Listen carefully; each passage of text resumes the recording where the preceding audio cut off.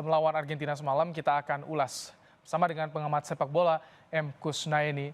Selamat petang, Bungkus. Selamat petang, Mas Ibrahim. Bungkus sepakat ya, walaupun kalah 2-0 tapi patut diacungi jempol, diapresiasi Bungkus.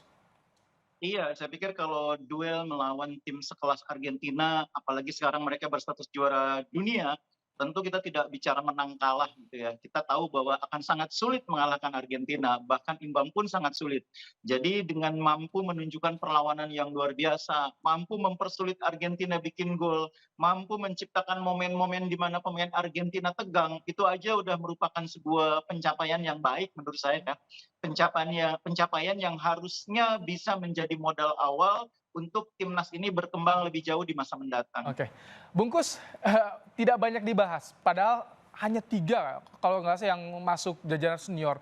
Pemain sisanya ini muda-muda Bungkus, rata-rata 20-an Iya. usianya timnas kita ini. Iya, betul. Jadi ini memang salah satu visinya Sintayong ya, ketika dia membangun tim nasional itu, dia fokusnya adalah membangun tim yang punya kemampuan dan stamina yang cukup untuk menerapkan konsep permainan dia. Makanya pemain-pemain yang dipanggil adalah mereka yang punya fighting spirit, punya tenaga, punya stamina untuk memainkan sepak bola dengan intensitas tinggi, dengan high pressing, dan itu memang membutuhkan kekuatan stamina yang rata-rata hanya bisa dilakukan oleh pemain-pemain yang usianya masih lumayan muda gitu ya. Bukan berarti yang senior nggak bisa, tapi dengan cara main seperti yang diterapkan Sintayong memang membutuhkan tenaga yang lebih lebih di atas rata-rata, dan itu yang membuat pemain-pemain muda sekarang lebih mudah untuk masuk strateginya Sintayong daripada yang senior. Oke, ini kan katanya permainan semalam juga dipantau nih oleh agen-agen internasional nih. Kalau menurut Anda siapa saja pemain timnas yang patut dapatkan kredit poin semalam, Bungkus? Iya, sebetulnya bukan hanya Asnawi ya, orang banyak bicara tentang Asnawi main luar biasa. Asnawi emang main luar biasa, terutama fighting spirit-nya ya. Tapi kalau dari segi kemampuan bermain, semalam ada beberapa pemain yang tidak kalah menonjol. Elkan Bagot, saya pikir banyak agen yang di pertandingan semalam itu terkesan dengan Elkan Bagot. Dia tenang, dia dingin, dan jangan lupa dia masih muda, posturnya di atas 190. Itu levelnya udah bisa main di Eropa dengan karakteristik seperti itu. Yang kedua, Marcelino juga menunjukkan kualitas permainan yang sangat bagus. Dia tenang, bermain di lapangan tengah menghadapi pemain-pemain kelas dunia yang membawa Argentina juara Piala Dunia. Marcelino masih bisa menunjukkan kualitasnya, tidak panik, tidak sekedar asal nendang, tidak sekedar asal buang bola. Itu juga pasti menjadi catatan. Sebetulnya Hernando juga mainnya luar biasa semalam. Banyak sekali penyelamatan yang dilakukan. Cuma mungkin untuk sepak bola Eropa, Hernando ini harus agak berjuang ya dengan posturnya yang belum belum standar Eropa gitu ya. Tapi dari segi permainan Hernando juga semalam main luar biasa. Beberapa Gol kali ya pertama penyelamatannya ya, tapi kalau iya, gol Leandro Paredes kan agak susah juga tuh Hernando sempat kena susah. juga tangannya ya Bungkus. Betul. Jadi 2 golnya Argentina itu dua-duanya gol kelas dunia ya. Hmm, Gol yang pertama tendangan jarak jauh dari seorang gelandang yang mainnya di Juventus. Gol kedua tandukannya itu juga tandukan dari jarak dekat sehingga kiper selalu sulit menghadapi bola-bola seperti itu. Dua-duanya golnya bukan salah Hernando. Hernando dalam posisi yang memang sudah sulit untuk mencegah gol terjadi. Tapi secara keseluruhan Hernando bermain juga sangat baik semalam. Arhan gimana nih Bungkus? Nah, Amazing Arhan ini semalam menarik. lemparannya. Menarik ya, Arhan ini punya kelebihan yang tidak semua pemain punya ya. Tapi kalau kita bicara all round skill secara keseluruhan, sekarang Arhan ini punya saingan yang lumayan bagus, Sen Patinama ya. Hmm. Patinama ini mungkin tidak punya kelebihan seperti Arhan, tapi dia secara keseluruhan punya modal yang cukup untuk menjadi pesaing Arhan di posisi bek kiri.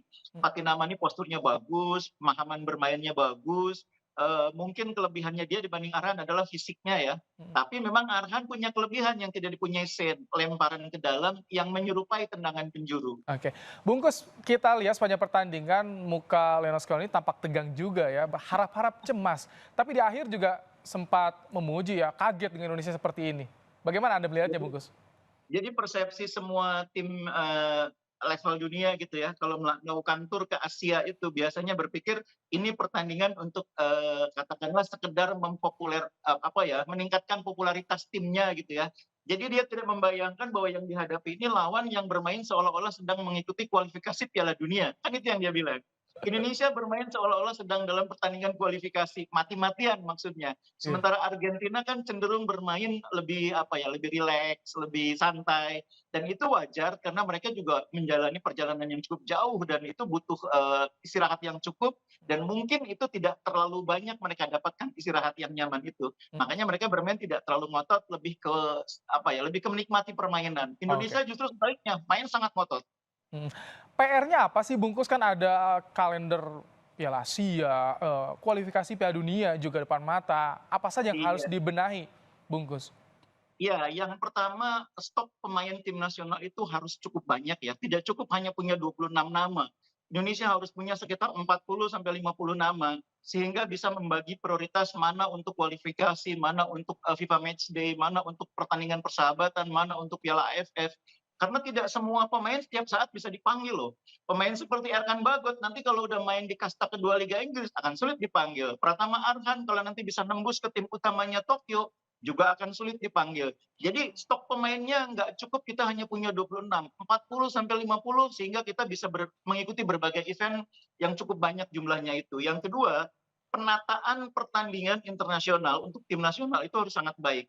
Mhm, Jadi pertandingan melawan Argentina itu bagus untuk image ya. mhm. Tapi untuk kepentingan menaikkan peringkat itu butuh pertandingan yang bisa memungkinkan kita mendapatkan poin. Oh, Jadi lawannya jangan yang peringkat 10 besar. Kalau bisa mainnya lawan peringkat 100 besar dulu. Kayak kemarin lawan Curaçao itu bagus. mhm. Curaçao tidak terlalu ini mungkin ya tidak terlalu komersil dari segi itu ya.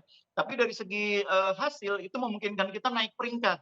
Nah, nanti kita harus mengkombinasikan antara pertandingan melawan tim seperti Curaçao Mhm. dengan pertandingan yang bisa menjadi magnet, bisa Baik. mendatangkan keuntungan Bungkus, seperti Argentina. Bungkus kalau debut naturalisasi gimana 2 pertandingan kemarin?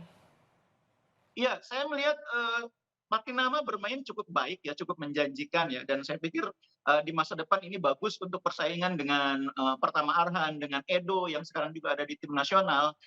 Begitu juga sayangnya kemarin kita nggak nonton Sandy Walsh ya, Sandy Iya Walsh ini cedera. nampaknya pemain yang sebetulnya juga cukup menjanjikan.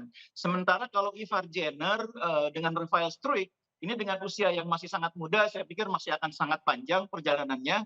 Tapi dari 2 pertandingan yang sudah kita jalani, kita bisa melihat bahwa tidak salah kalau 2 pemain ini direkomendasikan untuk, menjadi warga negara Indonesia.